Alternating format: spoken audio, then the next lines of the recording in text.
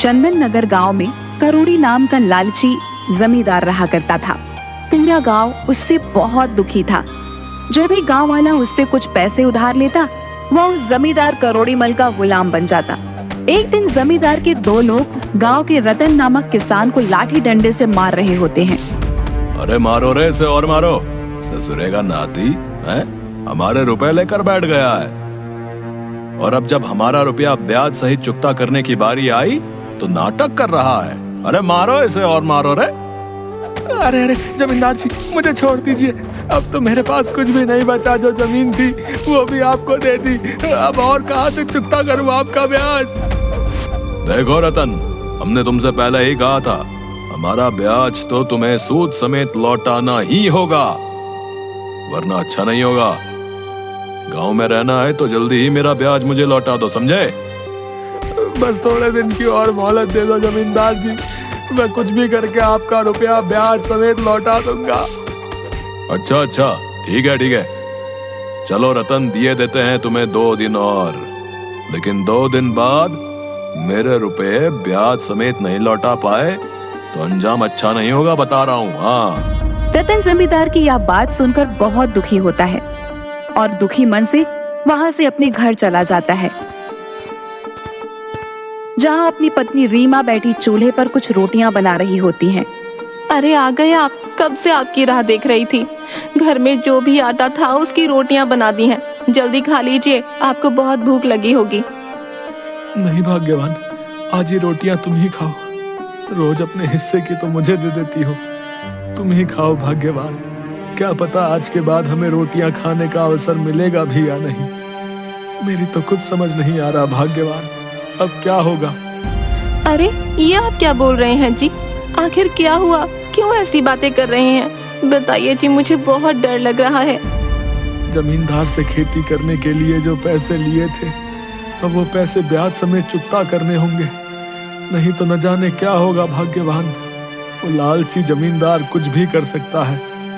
उससे लिए पैसे से न तो खेत में फसल अच्छी हुई, न कोई मुनाफा। अब कहाँ से लौटाऊंगा मैं उसके पैसे? आप दुखी मत हो, देखना ऊपर वाला ज्यादा दिनों तक हमें परेशानियां नहीं दे सकता है। देखना जल्दी ही वो हमारी सुनेगा। हाँ भाग्यवान, न जाने वो दिन कब आएगा। 2 दिन बीत जाते हैं और रतन के घर जमींदार और उसके साथ उसके 2 नौकर, जिसके हाथ में बड़े बड़े डंडे होते हैं। अरे ओ रतन, रतन, अरे कहाँ है रे? बाहर आ, 2 दिन बीत चुके हैं और तूने अभी तक मेरे रुपए ब्याज समेत नहीं चुकता किए हैं रे। क्या रे, तू भूल गया मैंने क्या कहा था? अरे कहाँ है, बाहर आ तू। रतन और उसकी पत्नी दोनों अपनी झोपड़ी से बाहर आते हैं। दोनों जमींदार को देखकर बहुत डर जाते हैं। अरे अरे मालिक, मुझे माफ कर दीजिए मालिक, मेरे पास सच में आपको देने के लिए कुछ नहीं है। आखिर कहाँ से लौटाऊं मैं आपके रुपए? माफ कर दीजिए मालिक। क्या कुछ नहीं है? ओह, तो तू ऐसे मेरे रुपए ब्याज सहित नहीं चुकता करेगा।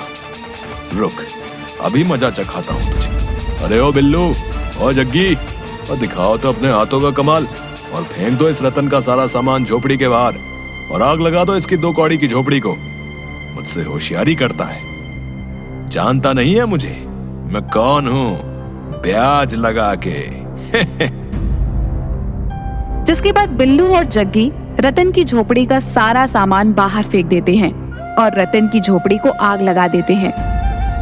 सुन रतन, अब तो इस गांव में और नहीं रुक सकता है, समझा? तेरे पास जब तक रुपए नहीं होंगे तो इस गांव में वापस मत आना, समझा? चल, जा यहाँ से, चल। अरे अरे मालिक, आप क्या बोल रहे मालिक? मालिक, आखिर मैं गरीब अपनी पत्नी के साथ कहाँ जाऊंगा मालिक? जिसकी थोड़ी देर बाद दुखी मन से रतन और उसकी पत्नी दूसरे गांव की तरफ चल पड़ते हैं। तभी वह देखते हैं कि 2 चोर बड़े ही चालाकी से काला कंबल ओढ़े एक झोपड़ी से निकलते हैं, जिनके हाथ में एक मिट्टी की हांडी होती है। अरे अरे जल्दी चलो, इससे पहले उस चालाक और भयानक अम्मा की आंख खुल जाए। हमें यहाँ से निकलना होगा भैया। अरे इस हांडी में बहुत अधिक धन होगा। हाँ ओह, सही कहा तुमने, वो अम्मा बहुत ही भयानक है भैया। अगर उसे पता लग गया कि हम उसके धन से भरी हांडी को उठाने आए हैं तो न जाने हमारा क्या हाल करेगी। हाँ चलो चलो जल्दी चलो यहाँ से। अरे आखिर ये लोग किसके घर से चोरी करके भाग रहे हैं? भाग्यवान, अंदर जाकर देखना होगा। चलो भाग्यवान, अंदर चलते हैं। तब वो दोनों उस झोपड़ी के अंदर जाते हैं जहाँ पर एक बूढ़ी अम्मा दिखने में बड़ी डरावनी होती है, चारपाई पर लेटी खर्राटे मारकर सो रही होती है। रतन और उसकी पत्नी दोनों उसे देखकर हैरान हो जाते हैं। अरे अपनी आंखें खोलिए अम्मा, उठिए। लगता है दो चोर आपकी इस झोपड़ी में से कुछ चुरा के ले गए हैं। खोलिए अपनी आंखें, खोलिए। जिसके बाद अम्मा अपनी आँख खोलती है और जोर जोर से चिल्लाने लगती है। अरे अरे, कहाँ गई मेरी हांडी? कौन ले गया? आखिर तुम दोनों हो कौन और यहाँ मेरी झोपड़ी में क्या कर रहे हो? बताओ मुझे। अम्मा, हम दूसरे गांव से आए हैं और इधर से गुजर रहे थे तो हमने दो चोरों को तुम्हारी झोपड़ी से एक हांडी चुरा कर जाते देखा। अरे अरे, ले गए चोर, मेरी हांडी ले गए। हे भगवान, अब मैं क्या करूंगी? वही हांडी में तो कुछ पैसे थे मेरे पास, वो भी वो चोर ले गए। अब क्या करूंगी मैं? अब मैं तो बहुत बूढ़ी हो चुकी हूँ। जो कुछ भी मेरे पास धन था वो चोर ले गए। हाय, मैं कैसी अभागी हूँ। कोई नहीं है मेरा इस संसार में। लेकिन तुम दोनों आखिर इतनी रात को कहाँ जा रहे थे बेटा? अम्मा, वो क्या बताऊं, मैं बहुत ही दुखियारा हूँ। अब तो रहने के लिए भी कोई आसरा नहीं है। अब न जाने अपनी पत्नी के साथ कहाँ जाऊंगा, कुछ समझ नहीं आ रहा है। जिसके बाद रतन बूढ़ी अम्मा को सारी बात बता देता है। चलो अच्छा है, अच्छा है। अब कहीं और मुझे अपने अगले शिकार को ढूंढने जाना नहीं पड़ेगा। ये दोनों मूर्ख तो खुद ही चलकर मेरे पास आ गए। हाँ बस अब मैं इन्हें यहाँ से जाने नहीं दूंगी। अच्छा तो ये बात है, तुम उस जमींदार के सताए हो बेटा। लेकिन तुम चिंता मत करो बेटा, मुझे भागी का तो वैसे भी कोई नहीं है। बेटा तुम कुछ दिन मेरे पास ही मेरी इस झोपड़ी में रुक जाओ। आखिर अब तुम कहाँ जाओगे? रुक जाओ यहीं बेटा। रतन उस बूढ़ी अम्मा की बात सुनकर बहुत खुश हो जाता है। हाँ हाँ, क्यों नहीं अम्मा, ये तो हमारे लिए अच्छा ही होगा। आखिर हम कहाँ जाएंगे? कुछ दिन तुम्हारे पास ही आसरा मिल जाएगा तो अच्छा रहेगा। हाँ अम्मा, तुम्हारा बहुत धन्यवाद। तुम बहुत ही अच्छी हो अम्मा, बहुत ही अच्छी। हाँ। जिसके बाद रतन और उसकी पत्नी बूढ़ी अम्मा के पास ही रहने लगते हैं। अगली सुबह रतन उठता है और देखता है कि बूढ़ी अम्मा अपनी झोपड़ी में थी ही नहीं और तभी कुछ गांव वाले की चिल्लाने की आवाज आती है। अरे अरे, ये क्या हुआ? अरे लगता है आज वो जानवर अपने कालू लोहार को उठा कर ले गया। अरे अरे, ये क्या हो गया भैया? रात यहाँ अपनी झोपड़ी में तो सो रहे थे, लेकिन जब आधी रात को मेरी आँख खुली तो वो यहाँ नहीं थे। लगता है ले गया उन्हें वो जानवर, उठाकर ले गया मेरे पति को। अब मैं क्या करूँगी? आज ये गांव वाले क्या बोल रहे हैं? कौन जानवर? ये किसके बारे में बात कर रहे हैं? मुझे तो बहुत डर लग रहा है जी। ये आप लोग क्या बोल रहे हैं? आखिर कौन जानवर और क्यों उठा कर ले गया कल्लू लोहार को? अरे भाई, लगता है तुम यहाँ नए हो, हाँ इसीलिए नहीं जानते। यहाँ कई दिनों से किसी जानवर के होने की आशंका है, जो अब रोज किसी न किसी गांव वाले को उठा के ले जाता है भैया। और फिर वो गांव वाला लौटकर वापस नहीं आता। और तो और भैया, उस जानवर को यहाँ किसी भी गांव वाले ने नहीं देखा। तुम जो भी हो चले जाओ यहाँ से भैया, बता रहे। जिसके बाद सभी गांव वाले वहां से चले जाते हैं। जिसके बाद अम्मा अपने हाथ में कुछ लकड़ियां लेकर झोपड़ी में आती हैं। अरे अम्मा, तुम कहाँ गई थी? क्या तुम्हें पता है यहाँ इस गांव में कोई जानवर यहाँ के लोगों को उठा कर ले जाता है? आखिर कहाँ गई थी तुम? हाँ अम्मा, मुझे तो बड़ा डर लग रहा है। लगता है अब हमें यहाँ और नहीं रुकना चाहिए। अरे नहीं बेटिया, ऐसा कुछ नहीं है। ये गांव वाले तो पागल हो गए हैं, न जाने क्या कहानियाँ बनाते हैं। तुम इन गांव वालों की बातों पर ध्यान मत दो। हाँ, और मैं तो यहीं पास में भोजन बनाने के लिए लकड़ियाँ काटने गई थी बेटा। बिना लकड़ियों के तो चूल्हा नहीं जल सकता है ना। अच्छा ठीक है अम्मा, तुम कहती हो तो मान लेता हूँ, लेकिन अभी तो बहुत जोरों की भूख लगी है। क्या कुछ खाने को मिलेगा अम्मा? हाँ बेटा, मेरे पास जो भी अनाज है वो अंदर रसोई में है बेटा। वही तुम दोनों पति पत्नी पका कर खा लो। अच्छा, अब मैं बहुत थक गई हूँ, आराम करती हूँ। हाँ। जिसके बाद बूढ़ी अम्मा वहाँ से चली जाती हैं। देखिए जी, मेरी कुछ समझ में नहीं आ रहा है। न जाने क्यों यहाँ मुझे कुछ सही नहीं लग रहा। आप चलिए यहाँ से। अरे भाग्यवान, आखिर हम कहाँ जाएंगे? तुम तो जानती हो उस सरपंच को बिना उसके पैसे चुकता किए वो हमें हमारे घर में नहीं रहने देगा। आखिर कहाँ जाएंगे हम?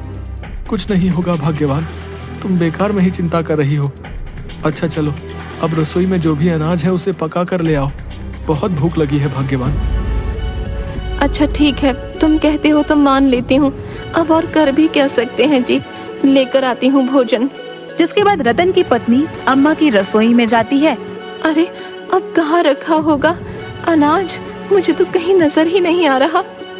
अरे लगता है इस मिट्टी की हांडी में होगा अनाज। अरे अरे, ये लगता है ये किसी जानवर की हड्डियां हैं। ये अनाज तो नहीं है, आखिर ये यहाँ कैसे आई? तभी वहाँ पर रतन आता है। अरे अरे भाग्यवान, क्यों चिल्ला रही हो? ये देखिए जी, जानवर की हड्डियां।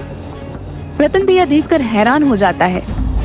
हाँ भाग्यवान, ये तो सच में किसी की हड्डियां हैं, लेकिन किसी जानवर की तो नहीं लगती। लेकिन यहाँ इस मिट्टी की हांडी में क्या कर रही है? मुझे तो कुछ समझ नहीं आ रहा भाग्यवान। आधी रात को रतन और उसकी पत्नी आराम से सो रहे होते हैं और तभी अम्मा चुपके से अपने हाथ में एक मिट्टी की हांडी लेकर अपनी झोपड़ी के बाहर चली जाती हैं। अगली सुबह होती है और अम्मा फिर से अपनी झोपड़ी में नहीं होती। वहीं फिर से गांव वालों की चिल्लाने की आवाजें आ रही होती हैं। इस बार गांव वालों के सामने वही दो चोर लेटे हुए थे जिन्हें रतन ने अम्मा की मिट्टी की हांडी ले जाते हुए देखा था। अरे लगता है इन दोनों को भी उसी जानवर ने मारा है भैया। देखो तो सही, इसका तो सारा मांस ही खा गया वो जानवर। हाय हाय बेचारा, शरीर की सारी हड्डियां तक नोच गया। अरे ये क्या हो गया है हमारे गांव को भैया? किसकी नजर लग गई है? अगर ऐसे ही चलता रहा तो एक भी गांव का कोई आदमी नहीं बचेगा भैया। न जाने अब अगला नंबर किसका होगा। सही बोल रहे हो भाई, अब तो एक के बाद एक गांव वालों की ऐसी ही हालत देखने को मिलेगी। हाँ, पहले अपना कालू लोहार, फिर ये दोनों चोर। कुछ समझ नहीं आ रहा कि अब क्या होगा। आखिर ये सब क्या हो रहा है? ये तो वही चोर हैं जो उस दिन अम्मा की हांडी चोरी करके ले गए थे। अब इनकी ये हालत किसने की? मुझे तो कुछ भी समझ में नहीं आ रहा है, लेकिन मुझे इसका पता लगाना ही होगा, नहीं तो न जाने उस जानवर का अगला शिकार कौन होगा। आधी रात होती है, रतन और उसकी पत्नी सो रहे होते हैं। तभी वहाँ पर वही बूढ़ी अम्मा आती है और बड़े ही ध्यान से रतन और उसकी पत्नी को देखने लगती है। और तभी वह एक बोरी लेकर आती है जिसमें रतन की पत्नी को लिटा देती है और वहाँ से उस बोरी को खींचते हुए लेकर जाती है। अगली सुबह होती है और रतन अपनी पत्नी को झोपड़ी में ना पाकर हैरान हो जाता है। अरे भाग्यवान, कहाँ चली गई? कहीं नजर नहीं आ रही। अरे ओ भाग्यवान, कहाँ हो तुम? जिसके बाद रतन अपनी पत्नी को ढूंढने लगता है, लेकिन वह उसे कहीं नजर नहीं आती। जिसके बाद रतन की आवाज सुनकर वहाँ कई गांव वाले आ जाते हैं। अरे ओ भाई, क्यों चिल्ला रहे हो? आखिर क्या हुआ है? सब ठीक तो है ना? क्या बताऊं भैया, मेरी पत्नी कहीं नजर नहीं आ रही है। सब जगह देख चुका हूँ, न जाने कहाँ चली गई है। ये गांव तो हमारे लिए अनजान है, फिर कहाँ जा सकती है भला? अरे भैया, तुम्हें तो पहले ही कहा था चले जाओ यहाँ से। क्या जानते नहीं, यहाँ तो बीते दिनों से कोई ना कोई घटना हो ही रही है? हो सकता है तुम्हारी पत्नी को भी वही जानवर उठा कर ले गया हो भैया। अब तो ऊपर वाला ही भला करे भाई। अरे ये क्या बोल रहे हो तुम? है नहीं नहीं, मेरी पत्नी को कुछ नहीं हो सकता है। हाँ, कुछ नहीं, मेरी पत्नी जीवित है, समझे तुम? अरे भैया, तुम भी ना देख नहीं रहे हो क्या है अपने गांव में क्या हो रहा है? ये सब उस जानवर का ही किया धरा भैया। लेकिन अब तुम्हें क्या ही बोले भैया, जाने दो। जिसके बाद गांव वाले वहाँ से चले जाते हैं। रतन अम्मा की झोपड़ी में जाता है और तभी देखता है कि अम्मा कुछ लकड़ियाँ लेकर झोपड़ी में आती हैं। अरे आ गई अम्मा, तुम? कब से तुम्हारी राह देख रहा था। न जाने मेरी पत्नी कहाँ चली गई है, सुबह से कहीं दिखाई नहीं दे रही है। अब तुम ही बताओ अम्मा कि मैं क्या करूं? मुझे बहुत चिंता हो रही है, अगर उसे कुछ हो गया तो। अरे अरे बेटा, लगता है तो फिर से इन गाँव वालों की बातों में आ गया है। अरे आखिर कहाँ गई होगी तेरी पत्नी? आ जाएगी, इतनी क्यों चिंता करता है? अच्छा, मैं बहुत थक गई हूँ, थोड़ा आराम कर लेती हूँ। हाँ।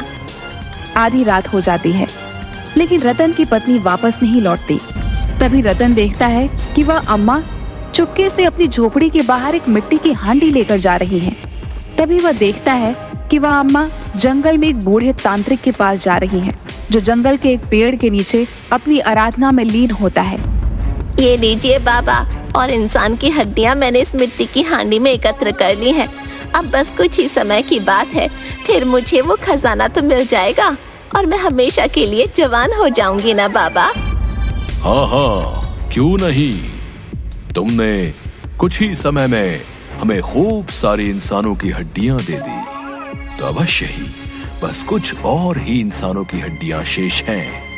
उसके बाद तुम्हें वो अपार खजाना मिल जाएगा और तुम हमेशा के लिए जवान हो जाओगी और हमें मिलेगा सबसे शक्तिशाली होने का वरदान। हाँ, बस रतन की पत्नी को अपना शिकार बनाना है बाबा। कल मैं उसे अपना शिकार बना लूंगी। हाँ, जिसके बाद उसकी हड्डियां लाकर मैं आपको दे दूंगी, जिसके बाद मैं सबसे खूबसूरत और धनवान हो जाऊंगी। अरे हाँ हाँ, ये बिल्कुल सत्य है। कल हम स्वयं तुम्हें वो खजाना दे देंगे। हाँ हाँ। रतन यह सारी बातें सुनकर हैरान हो जाता है। अच्छा, तो ये अम्मा ही वो जानवर है जो गांव वालों को मूर्ख बना रही है। मेरी पत्नी के प्राण संकट में है, अब मुझे कुछ करना होगा। इस दुष्ट अम्मा की सच्चाई पूरे गांव के सामने लानी ही होगी। हाँ। अगली सुबह अम्मा जंगल में जाती हैं। जंगल के बीच कुछ दूरी पर, जहाँ पहले से ही काफी सारी लड़कियां पड़ी होती हैं, और तभी अम्मा उन्हीं लड़कियों को अपने हाथों से हटाती हैं। रतन चुपके से यह सब कुछ देख रहा होता है और रतन यह देखकर हैरान हो जाता है कि उन्हीं लड़कियों के बीच बेहोश अवस्था में उसकी पत्नी लेटी होती है। हाँ, तू ही है अब मेरा आखिरी शिकार। अब बस शाम होने का इंतजार है, जिसके बाद मैं तुझे मार दूंगी। हाँ, और तेरी हड्डियां लेकर उस तांत्रिक बाबा को दे दूंगी, जिसके बाद मैं सबसे जवान, सबसे हसीन और सबसे धनवान। अच्छा, तो यहाँ है मेरी पत्नी। नहीं, मैं इस अम्मा की सच्चाई सबके सामने, पूरे गांव वालों के सामने लाकर ही रहूंगा और कुछ नहीं होने दूंगा अपनी पत्नी को। शाम के वक्त अम्मा फिर से रतन की पत्नी के पास आती हैं और यह देखकर हैरान हो जाती हैं कि रतन की पत्नी के मांस के टुकड़े और कुछ हड्डियां चारों ओर पड़ी हुई हैं। अरे, ये क्या हुआ? लगता है कोई जानवर रतन की पत्नी को खा गया। अरे, अब इसकी ये सिर्फ कुछ ही हड्डियां बची हैं। इन्हें ले जाकर तांत्रिक को देना होगा। हाँ, देना होगा, नहीं तो मैं कभी जवान नहीं हो पाऊंगी। जिसके बाद अम्मा अपने हाथ में फिर से एक मिट्टी की हांडी लिए उस तांत्रिक के पास जाती हैं।